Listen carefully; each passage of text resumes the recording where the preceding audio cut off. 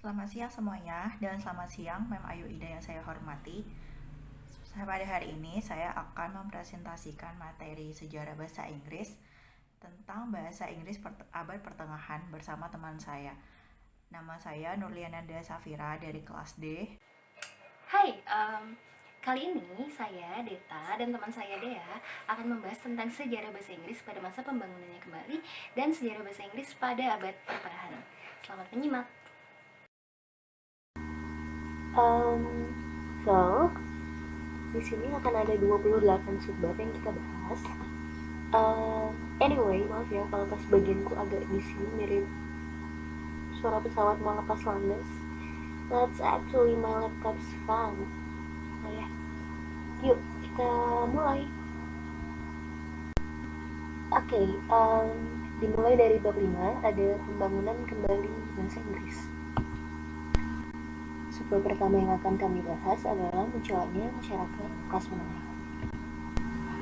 Oke, di dalam subbab ini dibahas kalau pada pertengahan abad ke-14, persisnya pada tahun 1348, wilayah Inggris terpapar wabah penyakit mematikan. Puncaknya terjadi setahun berikutnya. Peristiwa ini sendiri dalam sejarahnya disebut The Black Death. Nah, wabah ini menyebabkan banyak kaum elit dan pendeta meninggal, sedangkan kaum buruh yang masih bertahan meminta jaminan ekonomi. Hingga akhirnya pecahlah Pison's Revolt pada tahun 1381. Pison's Revolt itu sendiri berisi mengenai jaminan ekonomi yang diberikan pemerintah Inggris kepada kaum buruh pada saat itu. Makanya masyarakat yang tadinya buruh ini status ekonominya jadi meningkatkan dari kelas bawah menjadi kelas menengah. Selain itu, peristiwa Black Death ini juga ditandai dengan kelas pengrajin dan pedagang yang meningkat. Terus apa sih pengaruh Black Death sama bahasa Inggris pada saat itu? Jadi karena banyaknya kaum elit dan pendeta yang meninggal, pengguna bahasa Latin dan bahasa Prancis otomatis berkurang kan? Mereka kan pada saat itu menggunakan bahasa Latin dan bahasa Prancis. Makanya kedua bahasa tersebut dianggap prestigious. Beda urusannya kalau misalnya kedua bahasa tersebut digunakan oleh masyarakat biasa. Nah, jadilah kaum buruh, pengrajin, pedagang, dan lain-lain yang notabene orang Inggris dan ngomong bahasa Inggris, jadi meningkatkan penggunaan bahasa Inggris di negeri mereka sendiri. Selanjutnya, kita akan membahas mengenai adaptasi umum bahasa Inggris pada abad ke-14. Jadi, sebelum terjadinya adaptasi umum bahasa Inggris ini sendiri sudah dikenal oleh hampir semua orang.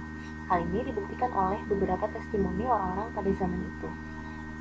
Di antaranya, ada yang salah satu koleksi homilemetrik yang ditulis di Inggris Utara.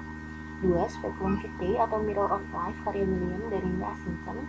Dan 3. Pembuka roman berjudul Arthur M. Burley. Nah, tulisan-tulisan tersebut pada dasarnya membahas mengenai bagaimana walaupun sebagian besar orang mengerti bahasa Prancis, mereka juga fasih berbahasa Inggris. Lalu apa sih hubungannya terhadap bahasa Inggris? Jadi walaupun bahasa Prancis digunakan oleh berbagai macam profesi serta dalam berbagai macam urusan, sejatinya pihak-pihak yang terlibat dalam urusan pemerintahan menganggap bahasa Inggris sebagai bahasa yang lebih dipahami. Hal tersebut dibuktikan oleh cukup banyaknya kegiatan pemerintahan yang dilakukan yang melibatkan bahasa Inggris. Contohnya tahun 1327, Edward II menyampaikan hak istimewa London dalam bahasa Inggris. Tahun 1337, seorang pengacara memberikan masukan kepada Edward III dalam bahasa Inggris. Tahun 1388, Menteri membuka rapat parlemen dengan pidato berbahasa Inggris. Dan di tahun yang sama juga, penggunaan bahasa Inggris melebihi bahasa Prancis dalam laporan status kaum buruh. Lalu pada akhir abad ke-14, dokumen tuduhan terhadap Richard II dibacakan dalam bahasa Inggris dan bahasa Latin. Di tahun yang sama juga, perintah penurunan Richard II serta pidato penerimaan Henry IV disampaikan dalam bahasa Inggris. Selanjutnya kita akan membahas bahasa Inggris di pengadilan. Nah, jadi ada perjanjian yang bernama Statute of Freedom, di mana pada Oktober 1362 Parlemen mengesahkan perjanjian ini, yang isinya segala perkara hukum diurus menggunakan bahasa Inggris. Statute of Pleading ini berlaku setelah 6 tahun sebelumnya diajukan usulan oleh para wali kota dan alderman kota London agar bahasa Inggris digunakan dalam pengadilan polisi daerah London dan Middlesex. Berikutnya kita bahas bahasa Inggris di sekolah. Setelah peristiwa Black Cat, dua orang dosen pengajar gramatika bahasa Latin di Oxford bernama John Cornwell dan Penkridge mempelopori inovasi pembelajaran bahasa Inggris. Sebenarnya um, mereka berdua itu sering bersaing untuk memunculkan inovasi untuk menerapkan bahasa Inggris di sekolah. Nah, hal ini tuh dikarenakan karena pada zaman itu tuh kurang banyak orang yang berkompetensi dalam bahasa Inggris itu sendiri. Terus pada akhirnya bahasa Inggris mulai digunakan di sekolah-sekolah di tahun 1349 dan hal tersebut menjadi hal yang umum di tahun 1385. Oke, kita lanjut ke meningkatnya ketidakpedulian terhadap bahasa Prancis. Jadi, pada dasarnya sejumlah bangsawan pada awal abad ke-14 itu tidak bisa berbahasa Prancis. Hingga pada abad ke-15, orang yang bisa berbahasa Prancis dianggap sebagai orang yang mencapai sesuatu. Hal ini menyebabkan ketidakpedulian akan bahasa Prancis itu sendiri, terutama di kalangan pemerintahan. Apalagi kalau tadi kita udah bahas ya, kalau misalnya cukup banyak kegiatan pemerintahan yang dilakukan dalam bahasa Inggris. Nah, bahkan pada pertengahan abad ke-15, mereka sampai membutuhkan sekretaris khusus yang bisa berbahasa Prancis. Lanjut ke bahasa Prancis sebagai bahasa kebudayaan dan fashion. Sebenarnya um, apa anggapan bahwa bahasa Prancis itu merupakan bahasa kebudayaan dan fashion itu um, sudah ada dari dulu, sudah ada dari zaman ini.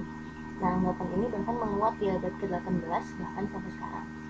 Namun pada zaman itu, John Barton dalam Journal Francois menjelaskan bahwa ada 3 alasan orang dewasa harus belajar bahasa Prancis. Yang pertama, biar bisa berkomunikasi dengan tetangga yang asalnya dari Prancis. Yang kedua, kebanyakan pengadilan menggunakan bahasa Prancis. Yang ketiga, laki-laki dan perempuan bisa saling menulis dalam bahasa Prancis.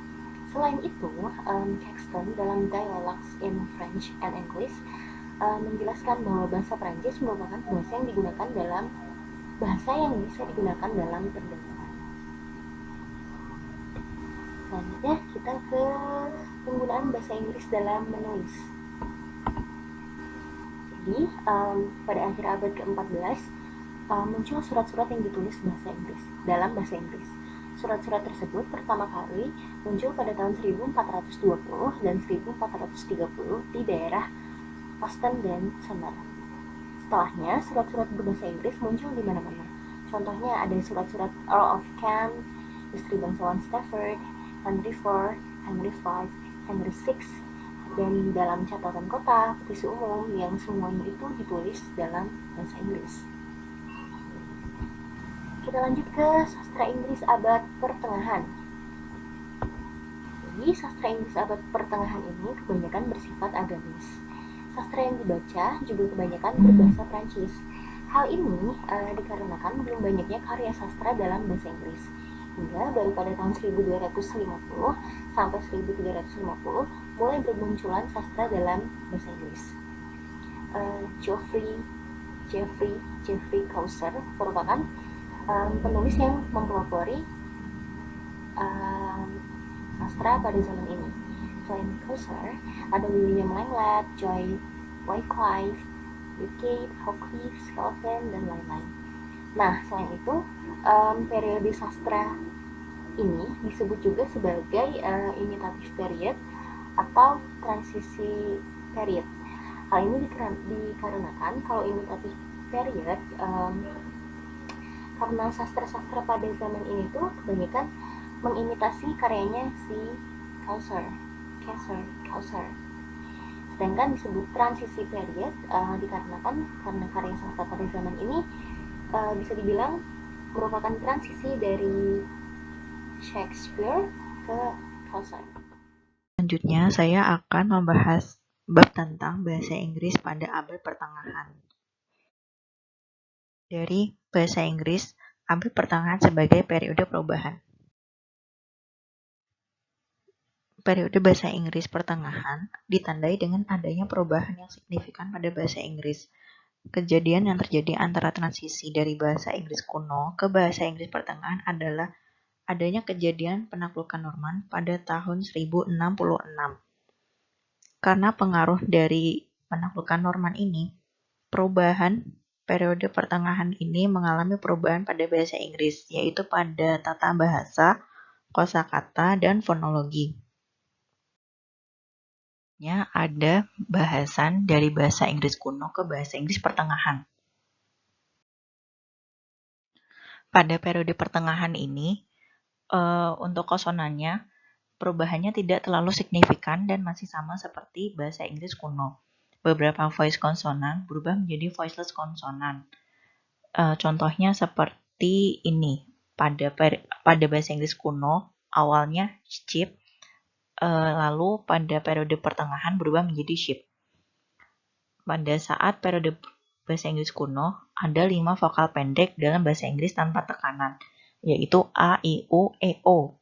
Vokal pendek bahasa Inggris pertengahan umumnya tidak diucapkan dengan cara yang sama dengan penutur bahasa Inggris saat ini.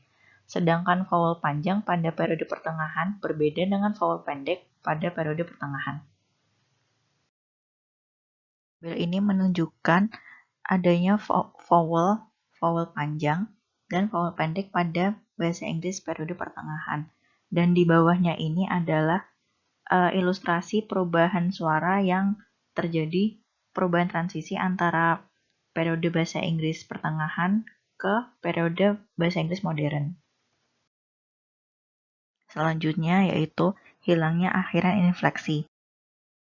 Hilangnya infleksi menyebabkan kompleksitas tata bahasa menjadi berkurang, dan dampaknya adalah hilangnya kata sifat penanda gender dan pengurangan infleksi pada kata benda dan kata sifat.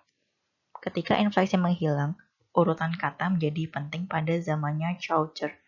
Pada bahasa Inggris modern, urutan kata subjek, verb, dan objek sudah menjadi norma dalam bahasa Inggris. Hilangnya infleksi disebabkan oleh perubahan fonetik dan operasi analogi.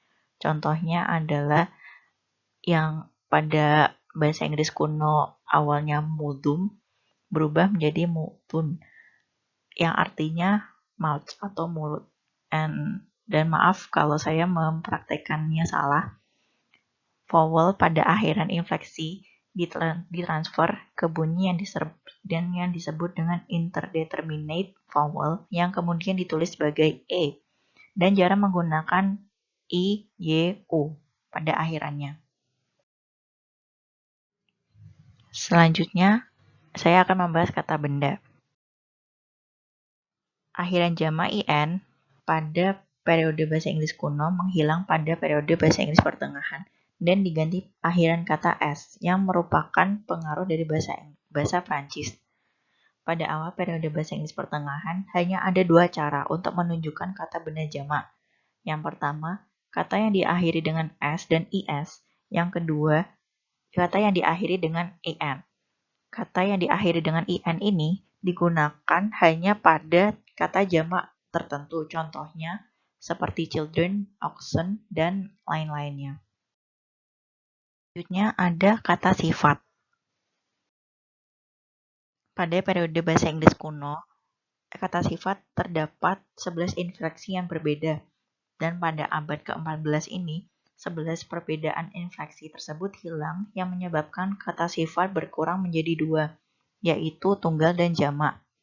Dalam perubahan kata yang lemah, tidak ada lagi perbedaan antara jamak dan tunggal. Contohnya seperti di slide ini, blinda berubah menjadi blinde atau blindan, terus akhirnya berubah menjadi blind. Dan maaf kalau saya mempraktekannya salah lagi. Pada akhir abad ke-14, akhiran E tidak lagi diucapkan, tapi masih dipertahankan secara tertulis. Selanjutnya ada kata ganti. Kata ganti pada bahasa Inggris kuno punya banyak variasi dan banyak kata ganti itu yang menghilang. Kata ganti the dan that masih bertahan sampai periode pertengahan dan masih digunakan sampai saat ini juga. terdapat bentuk kata ganti demonstratif, past, past, past, atau this. Dan bentuk netral this ini digunakan pada awal periode pertengahan untuk semua gender dan bentuk tunggal. Jamak nominatif juga diperluas penggunaannya untuk semua bentuk kata jamak, those dan these, yang digunakan pada periode pertengahan. Dan pada akhir periode Inggris pertengahan, bentuk they, their, them didapat dari bahasa Skandinavia untuk menggantikan bentuk he, her, him, itu dalam bahasa Inggris kunonya.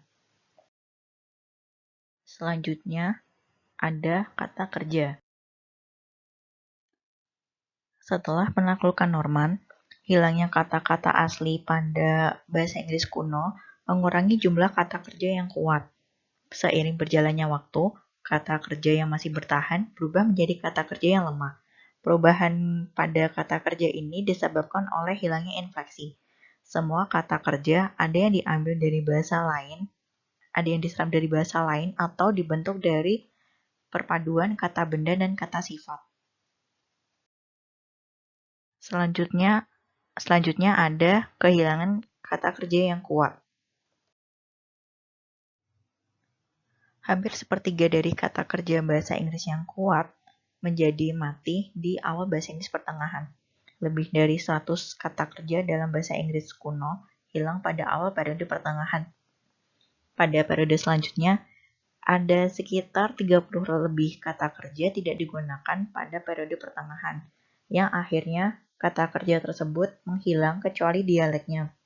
Saat ini, lebih dari setengah kata kerja bahasa Inggris kuno telah sepenuhnya menghilang dari bahasa standar. Selanjutnya, ada kata kerja kuat yang menjadi lemah. Pada waktu bahasa Inggris digunakan oleh sebagian masyarakat kelas bawah dan sebagian besar pembelajaran bahasa Inggris itu dihilangkan, banyak penutur yang menerapkan kata kerja yang lemah pada kata kerja yang kuat.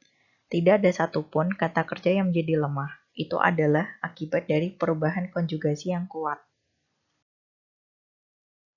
Bentuk kata kerja yang kuat masih digunakan seiring bentuk kata kerja yang lemah berkembang. Contohnya, orang lebih sering menggunakan kata stop daripada step, row daripada row, dan cloud daripada cloud.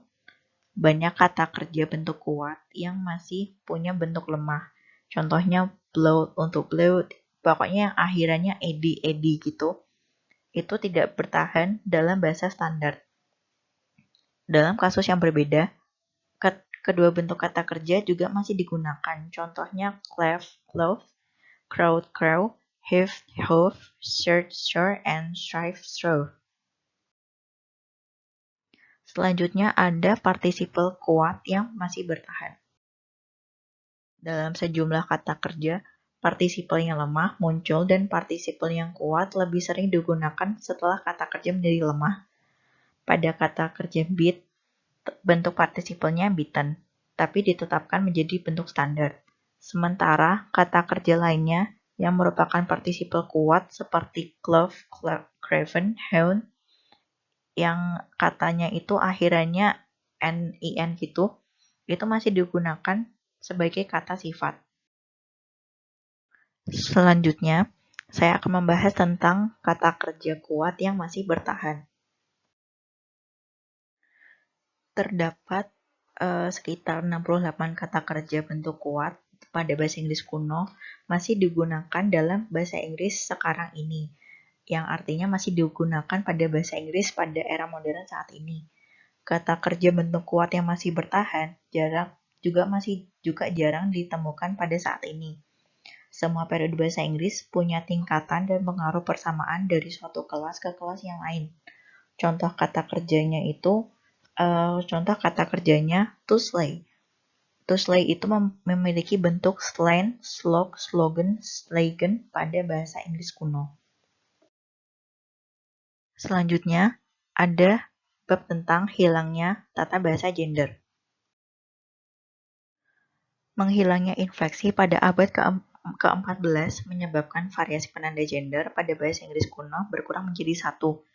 yaitu untuk akhiran untuk kata sifat dan bentuk tetap the, this, that, this, those untuk kata ganti.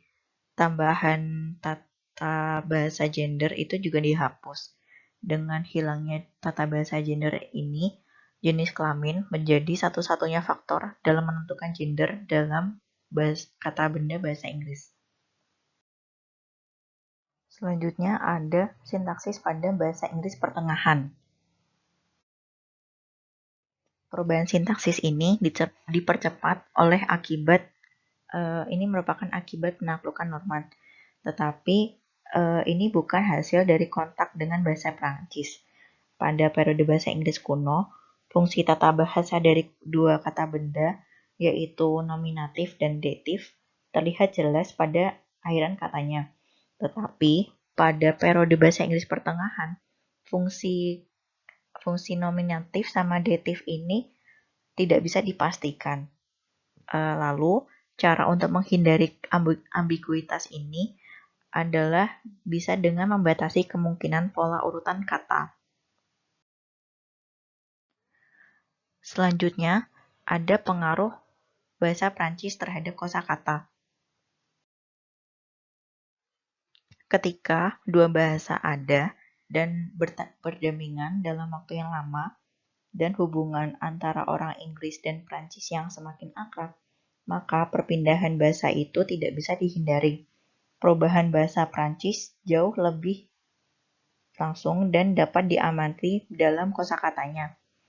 Banyak perpindahan bahasa Prancis ke bahasa Inggris yang kemudian dijadikan kosakata dalam kosakata pemerintahan, istilah gerejawi, hukum, dan lain-lainnya yang setelah ini akan dibahas.